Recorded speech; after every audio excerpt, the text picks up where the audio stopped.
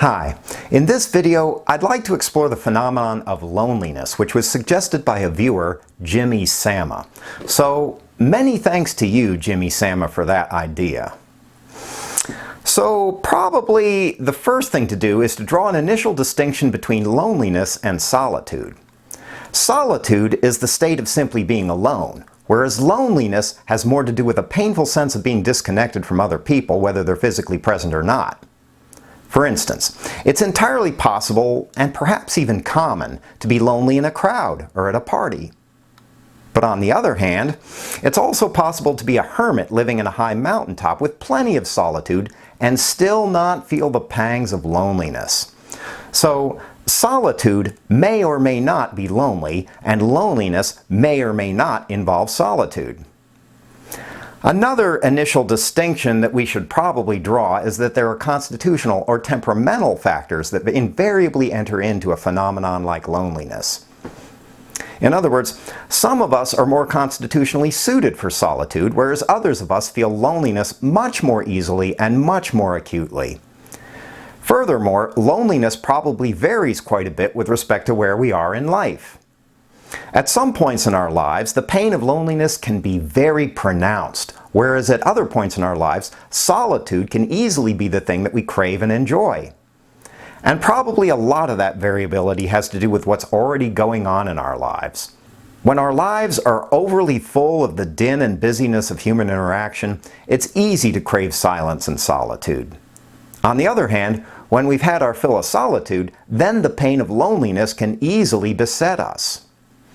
However, if our hope is to explore loneliness per se, it seems to me that the best strategy would be to focus on those times when we're in the midst of other people, and even having plenty of interactions with them, but still find ourselves lonely.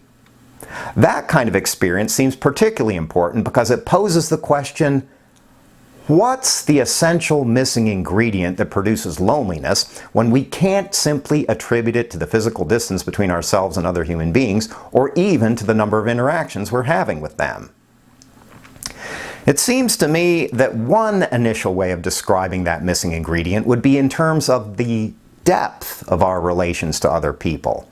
In other words, it's easy to feel lonely when our interactions with other people seem false or shallow, when they're not really engaging the depth of who we are as human beings in some significant way.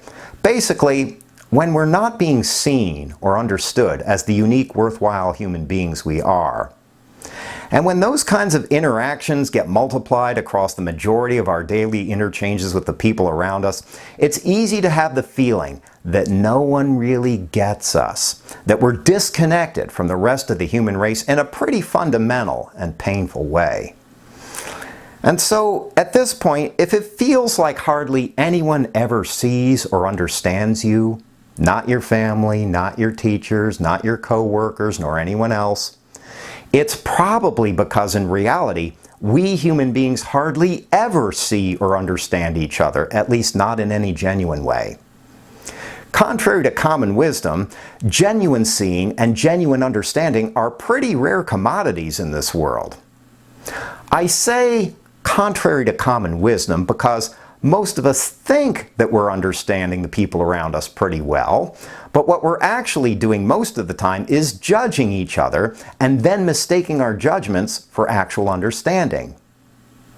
Oh, I like you, but I don't like you.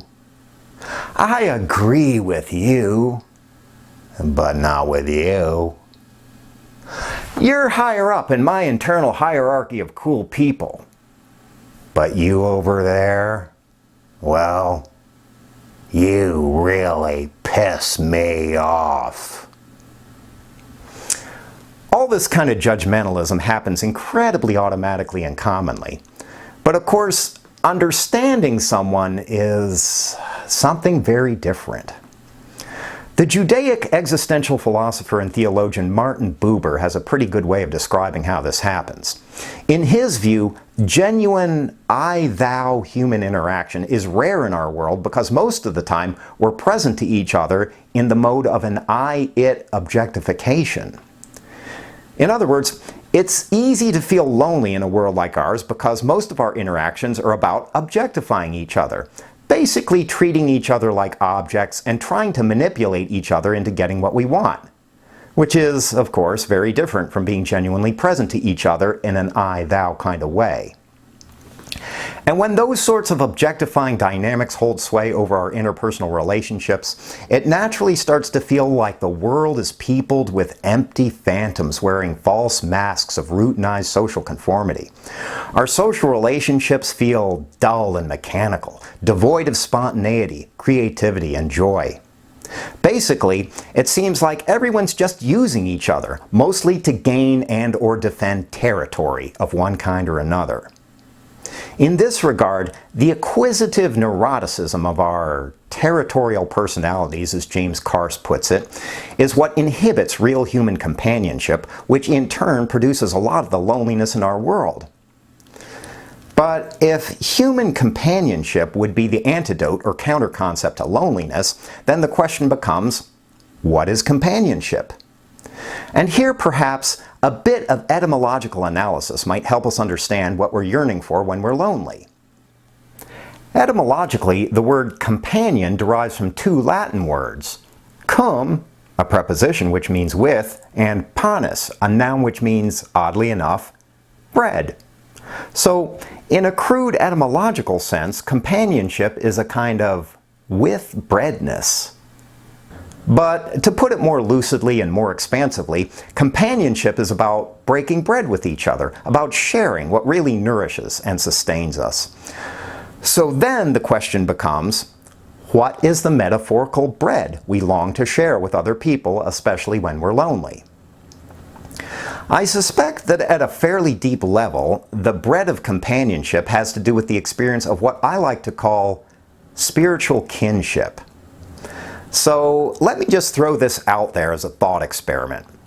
Suppose that in reality, every human being is actually a member of two families at the same time. First, there's family in the usual sense, in the DNA-driven sense, for instance. But then there's family in a more spiritual sense, almost like a kind of inexplicable and compelling closeness at the level of our souls.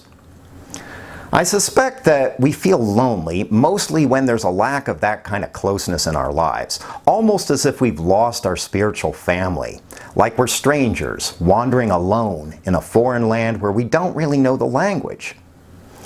So, at this point, the question probably becomes, how can we go about locating our spiritual kin, especially when we feel lonely? And it seems to me that the first answer to that question has to do with persistence, with not giving up. After all, the reality is that most have experienced that kind of kinship with relatively few people in this world. So it's important to keep looking even when it seems like they might not be out there. The rock band Concrete Blonde has a pretty neat way of describing this kind of persistence. In the chorus of their song, One of My Kind, they sing, "It's a matter of time until they find me. I'm a-waiting for a sign from one of my kind. I'm waiting for the time to fall behind me. I'm waiting for a sign from one of my kind." Well, aren't we all? But it seems to me that while waiting and persistence are important, it's equally important to make ourselves available to our spiritual kin as we move through life. In my own experience, the best way of doing that is to be willing to express what we are as faithfully as we can. Personally, I find that the more I'm able to do this, the more I'm able to remain true to my way of being, the more my spiritual family seems to gather around me, and the less lonely I feel. And on the other side of the coin, being true to who I am also seems to repel people from whom I have very little to gain and to whom I have very little to give. Basically, it's a kind of automatic social filtration mechanism, at least in my experience. But the inescapable reality of our world is that for most of us, being who we are actually takes a fair amount of courage and struggle. I sense that there are basically two reasons for that. The first one has to do with the fact that our world actively encourages our self-alienation. That is, our world encourages us to live lives that are mostly about conforming to what other people want and expect from us, rather than mostly about being what we actually are. And that paradigm of conformity is emotionally powerful for us because when we're simply being ourselves, we're also risking being rejected for who we are. And for most of us, rejection hurts. That's a big part of why being what we are takes courage. It's because when we allow ourselves to be what we are, we're actually taking a very personal kind of risk. So at that level, loneliness involves our personal relation to experiencing danger and taking risks. The underlying question in loneliness is, to what extent are we going to be ruled by our fears?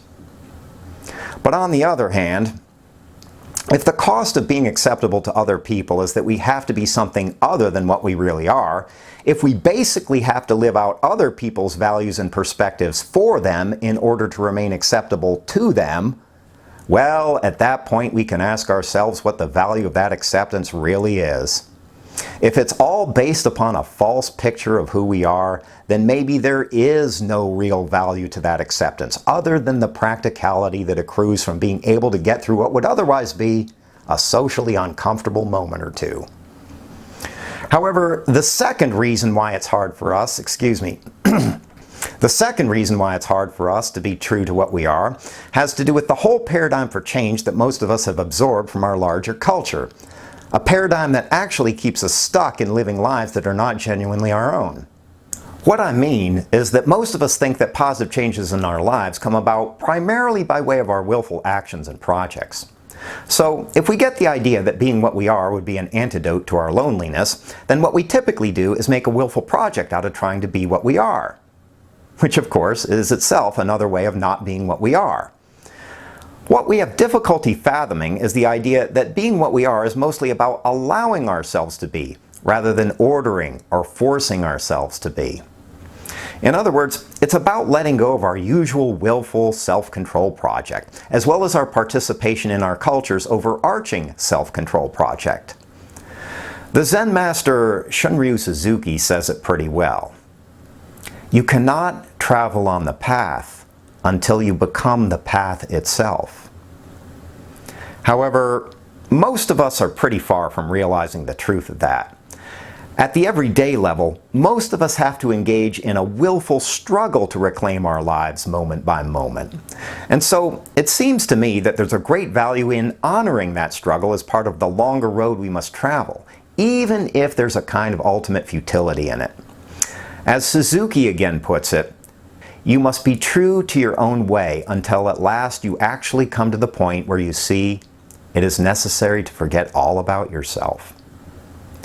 In other words, it's important for us to struggle to be what we are until we reach the point where we tire of the struggle and then finally allow ourselves to be.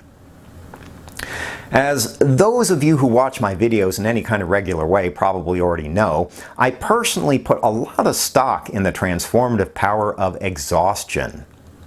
In other words, it seems to me that our lives change mostly when we've become thoroughly and utterly sick of them, when we've exhausted ourselves with living other people's lives and values for them, when we've thoroughly depleted and drained ourselves down to the very core of who we are, with all of our lonely alienation from ourselves and each other, when we've reached the absolute end of our world and can't stand it, not even for 1 minute more. That's when we have the chance to change ourselves, not so much by willful action, but by stumbling and falling, disconcerted and bewildered like a newborn child, into an entirely new world and a completely new pattern for our lives, and by allowing ourselves, almost against our will, to become something we've never even imagined possible.